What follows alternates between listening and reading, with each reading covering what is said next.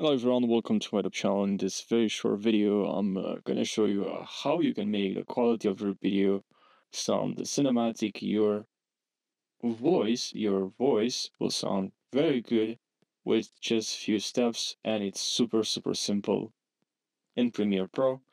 So I'm just gonna import a video. And for those that ask me how I improve the quality of my videos when I'm creating a video, that's how I'm doing it. It's super simple. Drag your video here, and then we're just gonna have to we have here this audio. We're gonna have to go to window, and here make sure you have enabled essential sound.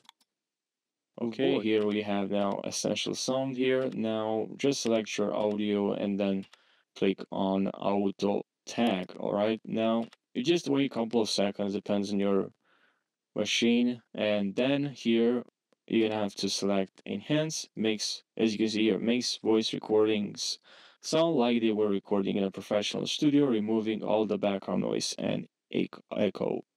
Now let's click on enhance, and that's all you have to do. Now you just have to wait for this process to complete. It really depends on your machine and how long your video is. Now for me, it already enhance the audio because I already did this to this video. I already enhanced the full audio of this video.